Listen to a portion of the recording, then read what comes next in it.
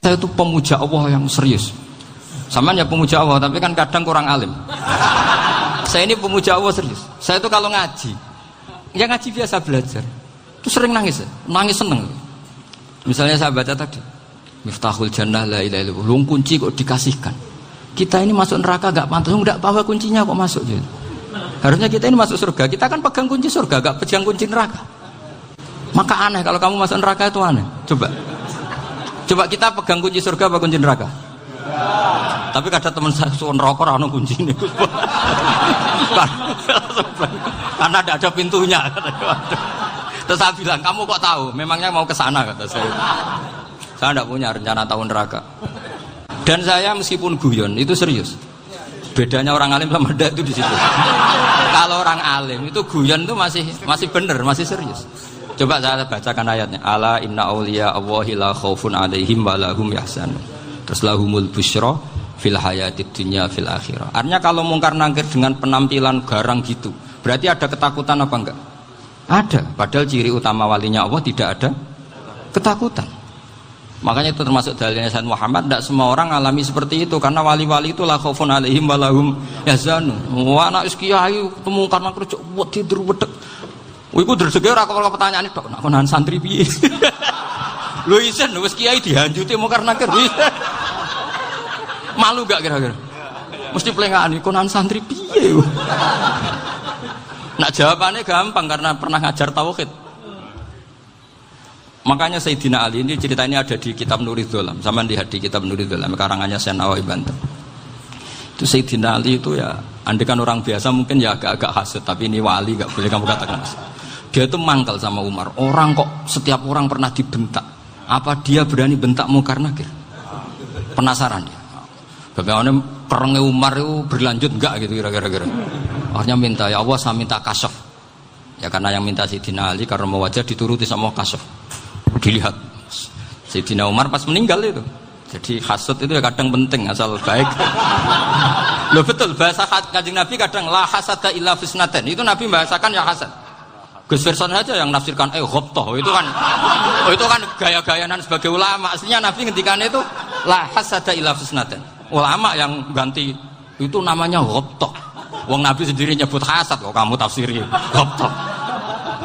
Ya hasad ya hasad. Udah enggak usah ditawil-tawil pokoknya gitu. Kalau sampean enggak percaya enggak apa-apa. Kok gitu aja kok repot. Karena sampean enggak percaya kemungkinannya dua. Satu enggak ngerti. Dua sama-sama alim. Kan dari awal kalau sama-sama alim kan laisa li alimin ayuqallida aliman akhir. Kita enggak perlu saling mengikuti. Ngapain hasud? Biasa aja. Akhirnya Sayyidina Ali kasar. Pas Umar bangun, setelah mati kan bangun, setelah meninggal bangun. Mungkar nakir datang dengan perang yang sangat garang. Itu digambarkan Sayyidina Ali, matanya itu kalkidril ghali. Kayak apa? Kendil yang apa? Menganga. Wah, seru. Sayyidina Ali senang, paling takut ini Umar. Senangnya bukan main. Wah, ini mesti takut Umar. Biasa. Ternyata enggak, Umar malah bangkit. Woi, mungkar nakir ya. Kamu tahu menghadapi siapa? Itu betul. Kamu itu menghadapi temannya ahabbal khalqi ilallah. Yang diandalkan temannya bukan dia. Kamu tahu yang kamu hadapi, saya ini teman kekasihnya Allah. Jadi boleh kamu mengandalkan Mbak Virjon. Tapi nanti resikonya mungkar nakir tanya, itu Virjon siapa? Wah itu masalah itu kan. Makanya syaratnya wali itu harus ma'rufun fis sama. Di langit sudah populer. Makanya dulu ada orang yang saking seninya Abdul Qadir ditanya apa saja jamnya Abdul Qadir Al-Jilani, itu aman karena beliau populer. Makanya program kita harus populer dulu di langit. Nah, itu nanti kalau dicatut oleh santri-santri nggak apa-apa. Kalau nggak populer nanti ditanya, itu siapa? Masalah ini. Umar itu yang dibanggakan itu, kamu tahu saya siapa? Ya enggak tahu, saya ini temannya kekasihnya Allah. Temannya Muhammad, iya Muhammad Rasulullah. Wah mikir, waduh, repot. Loh di dunia aja gitu kan, temannya presiden, temannya panglima, apalagi ini temannya Sayyidul Awalin wal akhirin. Di dunia aja bilang temannya presiden, menteri, orang sudah takut, apalagi ini temannya Sayyidul Awalin. Hanya mungkar nakir terus konfirmasi sama Allah, gimana ya Allah ini ngadepi. Sebetulnya yang diandalkan itu temannya, bukan dia. Wah, akhirnya sama Allah dibilang, ya Bu, ya sama seorang seperti itu Bu yang sopan. Terus semenjak itu mungkar nakir itu nggak selalu berpenampilan seperti itu, sangat. Jadi semoga itu konsisten sampai nanti. Jadi kamu kalau ingin nggak takut mungkar nakir, jadi wali dulu. Karena syaratnya tadi hanya wali sing la khaufun alaihim wa lahum yahzanun lahumul busyra fil hayatid dunya fil akhir. Jadi orang itu kalau ngaji itu harus khatam. Jangan semuanya kena pertanyaan. Dan kalau semuanya kena pertanyaan nanti repot. Kalau Nabi Muhammad ditanya waman Nabi juga. Nabimu siapa? Lu kan terus jadi aneh. Jadi makanya ketika Sayyid Muhammad semua ulama lah, nggak ada am kecuali ditaksis, kecuali sifatnya Allah. Misalnya bikulli syai'in alim, ya benar-benar bikulli syai'in alim. Tapi kalau am semuanya pasti ada taksis, meskipun dalam muhawarah muhadasah biasa. Misalnya contoh gampang, istri kamu baru seneng kamu, Mas nak pengen apa-apa aku lapor aku, gak apa-apa Mas, mesti aku seneng sama lapor. Iku dia aku pengen wayo. Wah langsung jadi apa wae. Mesti apa wae maksudnya kecuali itu gitu. Padahal kalau ngomong Mas sampean ingin apa saja tak dukung. Sampean bilang pengen iku wayo. Kira-kira disetujui apa enggak? Sama seperti kita kalau punya teman akrab, wes nang omahku gak apa-apa, anggap ya omahmu dhewe. Terus mlebu-mlebu kamar. Jadi tidak ada am kecuali ditaksis. Artinya kalau ada cerita bahwa orang mati pasti ngalami ditanya mungkar nakir, itu pasti ada am yang ditaksis. Itu pasti juga dialami para anbiya, para auliya. Karena ciri utama wali itu la khaufun alaihim walahum yahzanun. Kemudian saya yang mau cerita ya, supaya sampean bisa menghadapi dunia global ini, tak bawa tafsir Munir termasuk tadi. Ini saya baca ini karangannya Syekh Nawawi, karena tadi kata Mbah Firjon ngaji itu harus sama orang yang bersanad. Saya ini kalah sama beliau itu berkali-kali. Secara nasab saya harus manggil Mbah. Secara silsilah ilmu saya juga kalah lagi. Saya sering disewani sama cucu-cucu Syekhona Khalil. Kiai Siddiq itu termasuk murid dekat beliau, Syekhona Khalil. Kalau itu berarti kan Gus Wirjon, Ahmad, terus Mbah Siddiq. Mbah Siddiq ngaji Syekhona Khalil. Syekhona Khalil itu pernah ngaji langsung sama Sayyid Zaini Tahlan. Berarti beliau dari Sayyid Zaini Tahlan itu baru generasi kelima. Sementara saya itu sudah ke-7 atau ke-6. Saya, Mbah Mun, Mbah Karim misalnya, Mbah Hashim, Mbah Mahfud Termas, Sayyid Abi Bakar Sato, yang ngarangnya Anatul Talibin, baru Sayyid Zaini Tahlan. Berarti saya ke-7, kalah lagi. Tapi untuk jadi wali biasanya cepat saya. Karena syaratnya jadi mbah itu ngalah demi putu. Jadi kalau beliau ngotot, saya dulu Gusti, saya mbahnya. Wah itu mbah yang nggak baik. Pasti jatahnya dikasihkan apa? Cucunya dulu.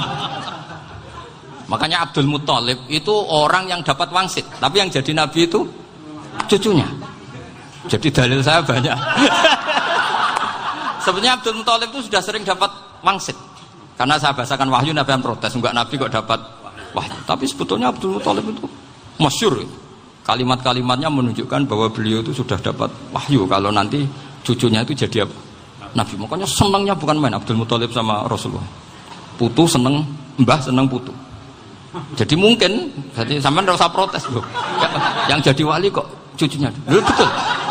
Dulu Mbah Hamid Pasuruan itu kalau Mbah Ahmad Siddiq ke sana, Mbah Hamid Pasuruan kalau manggil Mbah Ahmad Siddiq itu paman. Tapi pamannya minta ijazah ke ponaan. Apa ya gara-gara itu memang. Kalau itu masih berlaku, apa? Ngalah tadi. Kayaknya masih, apa? Hawane masih. Hawane masih. Karena melihat tren-tren langit masih gitu kayaknya masih. Masih itu. Ya. Tapi mbahnya tetap dapat jatah, tenang saja nanti. Tapi memang sebaiknya mbah itu legowo. Rasulullah Muhammad SAW itu terkenal min dzurriyyati Ibrahim. Tapi kata Rasulullah, ana dakwatu Ibrahim wa bisyaratu Isa. Aku nganti ngene iki barokah dongane Nabi siapa? Ibrahim. Jadi dongane Nabi Ibrahim nggih tiba teng putu. Jadi banyak bukti bahwa jatuhnya ke putu gitu. Tadi saya di kamar sama beliau berduaan. Nih Mbah sing dadi wali dhisik ndi? Aku webah. Cocokan tadi. Nah, kenapa saya akhir-akhir ini gulirkan daftar wali? Kenapa? Saya ini resah ya, orang sudah ingin dicintai pejabat, dicintai tetangga, dicintai teman. Tapi kadang-kadang orang lupa lagi dicintai Allah. Makanya saya meskipun guyon, tapi ini amdan, bukan sahwan. Supaya orang punya cita-cita lagi jadi wali, ingin dicintai Allah. Kita ini terlalu lama ingin dicintai makhluk. Mbok ya naik kelas sedikit lah. Ingin dicintai Allah Subhanahu wa Ta'ala. Meskipun saya guyon, tapi tadi guyon saya tuh lebih serius ketimbang serius Anda. Karena tak pikir. Saya tuh kalau pergi itu seneng ngebis, bukan karena saya tidak punya mobil, tapi saya sering mau butuh itu supaya nggak diganggu. Karena saya tuh harus punya waktu sendiri. Kalau bis kan ketemu orang nggak kenal, tapi sekarang ya agak susah, banyak yang kenal. Dan susahnya lagi nggak minta ijazah, minta foto. Aduh, repot tuh. Mau dibenci itu umatnya Rasulullah Shallallahu Alaihi Wasallam. Mau disetujui itu sanatnya mana? Kalau ketemu orang alim minta apa? Foto. Itu nggak ada sanatnya. Nggak tahu saya itu mazhab dari mana itu. Ya mazhab milenial yang jelas itu kan. Ini tak baca ya biar dapat. Karena ini kenangan saya sama Mbak Ahmad Siddiq. Saya masih ingat betul beliau ngisi hallnya Mbak Abdullah bin Umar, berarti abahnya Mbak Hamid. Karena mbah saya itu Fatimah binti Khalid bin Umar. Kalau Mbak Hamid itu Hamid bin Abdullah bin Umar. Itu saya masih ingat betul zaman itu Mbah Hamid siap hall di Lasem itu rawuh dan saya derek mbah saya karena masih misanan datang ke Lasem. Itu beliau pas itu ngisi sama Mbah Mun. Mbah Mun masih muda, Ki Ahmad Siddiq sepuh senior. Itu beliau cerita bahwa dulu ketika Indonesia dijajah Jepang itu para kiai mimpi dibacakan ayat Khulifatir Rum fi adnal ardi wa hum min ba'di walabihim salim. Terus ada kiai yang tanya, takwilannya gimana? Ya nanti Jepang pulang bukan karena kita yang mengalahkan, tapi Jepang ada yang mengalahkan sendiri, meskipun tidak kita. Kayak dulu Faris tidak dikalahkan Islam, tapi dikalahkan Romawi, tapi yang senang umat Islam. Wa yauma idzi yafrahul mu'min. Itu luar biasa ulama-ulama kita. Delalah kejadiannya Indonesia seperti itu. Yaitu kita tidak mengalahkan Jepang, tapi Jepang pulang sendiri karena dikalahkan apa? Sekutu. Ya ini saya baca. Ini tidak usah dicek bacanya bener apa enggak. Sudah aman apa? Aman. Karena kalau saya salah itu ya sengaja. Artinya ya sengaja. Ya biasa maksudnya. Saya kemarin ngisi di Pondok Peloso, di Pondok Al Munawir Jogja. Salah itu ada dua. Ada salah memang benar-benar salah. Ya, itu enggak apa-apa, bisa dimakfu. Karena mesti sangke wong goblok salah yang terus itu. Ada salah bawaan ilmu, itu repot tuh dan ini. Karena misalnya kita yang biasa belajar qiraah safah wayah sibuhu, mesti diulang lagi wayah sabuhu. Karena qiraahnya Imam Asim itu hasibah yah sabu bi fathis sin. Sementara kita kalau ngaji kitab kulino yahsib. Sehingga kita yang biasa belajar safah itu kalau baca kitab itu kayak orang bingung. Kadang-kadang yang ngaji juga bingung. Gus Pak mau cok bulan pilih. Ya tepat-tepatan. Ada yang mengatakan Gus Pak bingung. Ada yang mengatakan Gus Pak alim alama. Ya tepat-tepatan nasib. Karena memang ya sab'ah memang seperti itu. Misalnya kufuan. Kufuan itu Imam Asim baca kufuan. Tapi beliau punya murid namanya Syu'bah. Itu kalau baca kuf'an. Makanya kita itu, ini kan khataman Quran ya. Jadi saya menyinggung sedikit tentang qiraah sab'ah. Tadi beliau juga sudah tak kasih kitab saya Hifdzuna Liyadal Mushaf. Sama tak ajari latihan sab'ah. Memang angel ya. Makanya yang nggak bisa itu wong pinter. Sudah tahu angel ya nggak usah diteruskan kan. Orang menghindari barang angel itu pinter apa goblok? Pinter. Berarti wong goblok pinter. Saya tuh makanya sama orang goblok tuh respect. Jadi orang alim tuh angel apa gampang? Angel. Menghindari barang angel pinter apa goblok? Loh, orang menghindari barang angel pinter apa goblok? Pinter. Berarti wong goblok pinter. Jadi saya sama orang-orang goblok itu respect. Sudah tahu jadi orang alim angel ya barang angel ya harus dihindari. Makanya saya ini insya Allah umatnya Nabi yang termasuk yang terbaik. Amin. Karena mencintai umatnya Nabi termasuk yang goblok. Waduh, itu tidak gampang itu. Karena tadi sudah tahu ya. Seperti itu loh orang naik Panjat Pinang. Itu yang naik karena ingin hadiah. Yang nonton sudah tahu, wah licin kok dinaikin mau keplotok ya. Tapi orang sepakat yang nonton juga pinter karena sudah tahu ribet kok Tuku ning pasar rak kena lha opo menek. Sama-sama juga gitu. Ngalim tafsir angel, ngalim fikih angel. Nek karek ngaji ngerekam kan gampang. Itu pintar apa goblok? Pintar. Iya. Makanya kula niku mbok burohno ngono tok. Saya tadi dinasihati Mbak Firjon, muga-muga hati saya selamat. Saya itu meskipun kata orang banyak, muhibbin saya banyak, tapi saya insya Allah tidak riya. Saya itu pakai kitab namanya Tasbidul Fuad, itu karangannya Said Abdul Al-Haddad. Ketika beliau punya muhibbin banyak ditanya, bagaimana ya Habib Anda menjaga hati Anda? Jamnya Said Abdul Al-Haddad itu unik. Innama azzamu Allah. Mereka itu sebenarnya menghormati Allah, cuma butuh sarana, dan itu saya. Jadi saya tahu sampean semua itu mencintai Quran, mencintai sunnah Rasul, mencintai hadis-hadis Rasul. Cuma sampean kan karena nggak paham, terus manfaatkan saya. Jadi sebenarnya saya ini korban. Korban. Jadi saya mau riak gimana? Korban kok mau. Bangganya di mana tuh? Coba sampean misalnya ngaji tafsir, belajar sendiri kan susah. Terkibnya susah, maknanya susah, bahkan beli kitabnya kadang nggak kuat. Loh, untuk jadi alim tafsir itu kan harus beli kitab. Loh, saya sering belajar kitab itu jutaan. Tafsir Tobari, saya pernah beli kitab Fakhrur Razi itu berapa coba? 27 jilid. Karangannya Fakhrur, belum karangannya ulama modern, Imam Sa'rawi. Itu berapa jilid? Itu jutaan. Saya kemarin juga dihadiahi kitab Pak Quraish Shihab namanya Faidul Bari fi Syarhil Bukhari. Pak Quraish Shihab yang terkenal. Dia sering diskusi sama saya. Saya ngasih hadiah beliau ngasih hadiah saya. Wah, itu harganya nggak kuat. Tidak kuat, kadang di Indonesia nggak ada coba. Dan sama orang hebat menghindari kesulitan itu. Nah, kesulitan itu sebab ngaji ikut, kalau nggak paham dirukokno rekamannya sudah gitu. Pinter mana sampean sama saya? Pinter sampean kan? Bikin sosis susah, beli aja kok repot kan. Nah, makanya nggak boleh orang bilang, wah aku goblok reso tafsir, aku wong pinter. Makanya nanti kalau saya ketemu Nabi tidak termasuk orang yang mentahkir orang Islam. Kafabil mari isman ayah kira akhahul muslim. Jadi cukup orang itu dosa kalau menyepelekan orang Islam, termasuk darani sampean goblok itu dosa. Caranya nggak darani goblok ya tadi di logika tadi.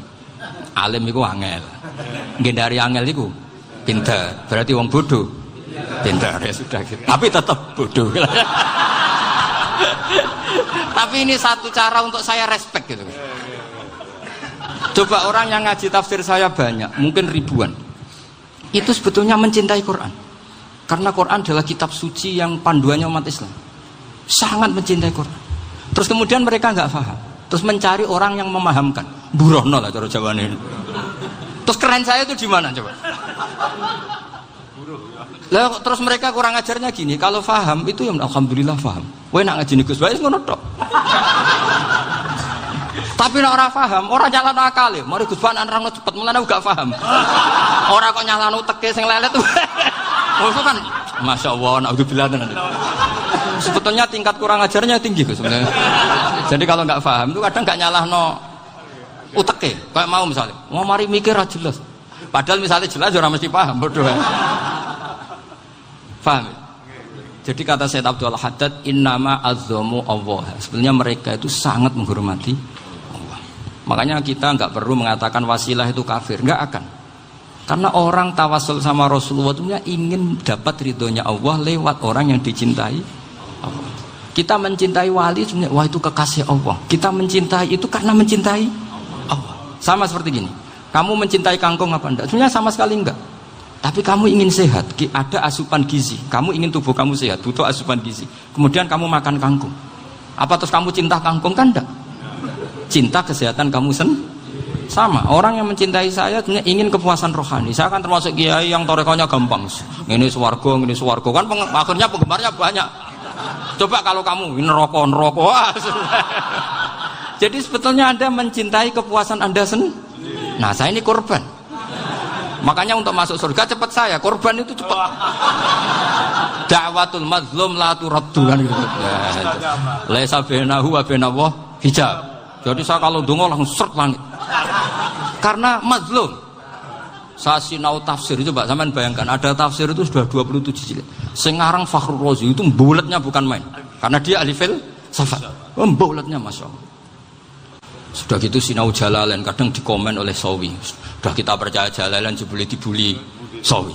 Percaya Sawi dikandani, "Oh iku Maliki rasa ribet." Sudah gitu sinau Qurtubi, sinau tafsir Tabari itu susahnya. Belinya susah, belajarnya susah. Padahal saya punya keluarga, punya istri, punya anak. Bayangkan kalau istri saya rewel kayak istri sampai. Wah itu. Tapi alhamdulillah enggak. Sama sekali enggak. Allah sudah milihkan, wah ini bahaya kalau punya istri rewel. Imam Sibawai itu kitabnya banyak, tapi yang terbukukan hanya kitab Sibawai. Karena beliau kalau sudah belajar lupa istri. Hanya pas beliau di pasar, kitabnya dibakar semua sama istrinya. Karena dianggap saingannya. Ternyata yang dicerai tidak kitabnya, malah istrinya. Itu Imam siapa? Sibawai. Tapi alhamdulillah kitab saya nggak terbakar, aman. Saya teruskan ya. Jadi untuk menjaga riya dilatih innama azzamu Allah. Sebenarnya mereka itu menghormati. Sehingga wasail-wasail itu sebenarnya nggak pernah jadi subjek pelaku utama, tetap Allah. Sebab itu kata Sayyid Muhammad, kamu kok mengatakan wasilah itu kafir itu gimana? Ketika innallaha qad ba'atsa lakum taluta malika. Talut itu ya manusia. PD-nya itu apa? Inna ayata mulkihi ayyatiyakumut tabut fihi sakinatum mir rabbikum wa baqiyatum mimma taraka alu Musa wa alu Haruna tahmiluhul malaikah. Jadi beliau PD itu kalau bawa sunduk semacam peti sakti, sing di situ ada baqiyatum mimma taraka alu Musa wa alu Haruna tahmiluhul malaikah. Ya kayak semacam jimat. Tapi saya bukan mensyariatkan jimat enggak, karena nanti banyak penjual yang pembohong juga gitu loh. Cuma cerita, kamu tidak usah mengatakan kafir. Dulu Talut PD-nya kalau bawa sunduk semacam peti kesaktian yang di situ ada baqiyatum mimma taraka alu Musa wa alu Haruna tahmiluhul malaika. Sehingga Khalid bin Walid meskipun beliau sahabat dan menyaksikan wajah Rasulullah sallallahu alaihi wasallam, itu bawa sya'aratun min sya'aratihi Rasulullah sallallahu alaihi wasallam, bawa rambutnya Nabi. Perang kemana-mana itu diletakkan di pecinya. Nanti sampean tanya lagi, masa pakai peci Khalid bin Walid ini? Wah panjang, sampean itu repot. Sampean tak warai ngaji usul fikih. Usul fikih itu kalau ngaji itu ada istilah tangkihul manat. Ini mestinya wilayah yang kita bisa berdebat sama Mbah Firjon. Dulu itu musuh saya karena saya makili Anwar, beliau makili Peloso. Tapi tahu-tahu kalah tua terus saya mengundurkan diri. Di fikih itu ada istilah, ada tangkihul manat, ada tahqiqul manat, ada tangkihul manat. Tangkih itu kira-kira gini, lafadz hadis itu dibuang sekian untuk tahu bahwa itu madarul hukmi. Misalnya gini, tak beri contoh paling gampang. Sama harus paham, kalau nggak paham nggak pinter-pinter. Ja'a a'rabiyun ila Rasulillah sallallahu alaihi wasallam. Ya karena ini menghormati Mbah Ahmad Siddiq, saya orang alim, jadi ngaji ini tetap ada suasana alim. Ya harus ada suasana alim. Nggak perlu jadi orang alim tadi, susah. Sudah ngindari susah itu pintar. Sudah itu aja. Jadi orang alim susah, ngindari barang susah pintar. Berarti orang tidak alim pintar. Nah, meskipun tetap sudah kita itu pegangi sampai mati nanti. Loh, jadi orang alim itu repot. Itu kata Imam Ghazali, kalau orang alim kalau mau masuk surga itu sama Allah nggak boleh. Kif, kamu nggak boleh langsung masuk surga. Coba cari umat kamu, syafaati dulu. Nah, saya takut nyari sampean tidak bisa kembali. Saya tidak punya rencana itu. Pokoknya mau masuk. Boleh sampean kuaduan. Aduan balik raroh dewe, wah repot nanti saya. Berat jadi orang alim itu berat. Ya saya teruskan ya. Ada tangkihul manat. Ja'a a'rabiyun ila Rasulillah sallallahu alaihi wasallam. Faqala ahlaktu wa ma ahlakaka qal waqa'tu imraati fi nahari Ramadan. Ya sidang kita, saya ini rusak ya Rasulullah. Kenapa? Karena saya menjima istri saya fi nahari Ramadan. Terus kata Nabi, kamu harus bayar kafarah. Napa Nabi kafarah? Puasa 2 bulan. Wong baru 1 hari aja terjadi gitu kok disuruh puasa 2 bulan. Ya tidak kuat ya Rasulullah. Baru berapa hari saya puasa aja kecelakaan seperti itu. Apalagi kalau sampai 2 bulan. Tidak ya Rasulullah. Ya sudah kalau gitu kamu pertama ngasih makan apa? Itku raqabah kan, pertama merdekakan budak. Tapi kan sekarang nggak ada budak, makanya terus sekarang langsung puasa. Wah ini nggak bisa semua. Ya sudah ngasih makan orang 60. Kasihkan siapa ya Rasul? Ya orang fakir. Saya ini paling fakir. Di kampung saya ini orang paling fakir. Jadi mulai dulu orang fakir itu hubungan suami istri itu paling lancar. Mulai dulu. Makanya orang fakir itu anaknya banyak. Karena hiburannya hanya itu. Wong Ramadan aja. Coba mau ke ATM nggak punya uang, mau antri di bank nggak punya, mau apa coba? Itu mulai dulu. Ini sanatnya mutasil. Wah, akhirnya sudah sanksinya kan tadi ya idku raqabah atau puasa 2 bulan berturut-turut atau ngasih makan 60 orang miskin. Lalu kata ahli usul fikih, kata Arabi dibuang, nggak menjadi catatan hukum. Orang kota pun kalau melakukan itu juga kena sanksi yang sama. Imro'atau juga dibuang. Andai kan itu dilakukan untuk amatnya juga ketentuannya sama. Nah sekarang perdebatan antara Imam Syafi'i dan Imam Malik begini. Sekarang pertanyaan gini, jima istri itu hukumnya boleh apa haram? Boleh kan? Lalu kalau ada orang tanpa udzur kemudian makan siang-siang, cara Imam Malik hukumnya sama, harus kena sanksi yang sama. Karena sama-sama hadku hurmati Ramadan bighairi udzrin syar'iyyin. Sama-sama merusak hukum Ramadan tanpa udzur syar'. Lo jima itu tidak zina. Kan hukumnya jaiz. Nah, sekarang makan hukumnya jaiz, harusnya juga kena ketentuan yang sama. Cara pikirannya Imam Malik. Nah, alhamdulillah Imam Syafi'i gak setuju. Wah, cara setuju repot. Bahkan orang-orang Syafi'i sudah punya khilah. Kalau gitu minum dulu. Iya, biar gak kena. Iya, biar iftarnya pakai minum.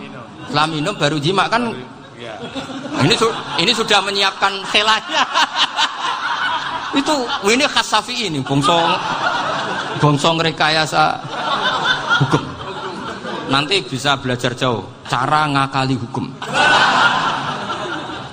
Makanya guyonan yang masyhur Gus Dur itu gitu. Ada seorang kiai atau Gus lah, ya punya salah, namanya manusia kan punya salah, entah cangkruk entah apa, pokoknya punya salah. Ada wartawan yang ngiranya semua kiai itu orang suci, sehingga tanya sama Gus Dur, Gus itu ada kiai kok, ya pokoknya salah lah. Tapi jangan bayangkan dosa besar, enggak, kecil-kecil aja. Itu gimana itu? Padahal kiai kan orang suci. Jawabnya Gus Dur lucu. Ya justru yang boleh salah itu para kiai, kalau kamu nggak boleh. Loh, kok bisa Gus? Karena mereka tahu caranya tobat. Repot. Kalau kamu nggak tahu caranya, sama pelanggaran hukum itu ya harus pakar-pakar hukum. Ya. Itu yang tahu caranya rekayasa. Kalau kamu ya kena pasal kan. Ya. Jadi kamu jangan niru saya. Saya ini punya sekian cara untuk pembunuh. Nah, itu namanya khilah.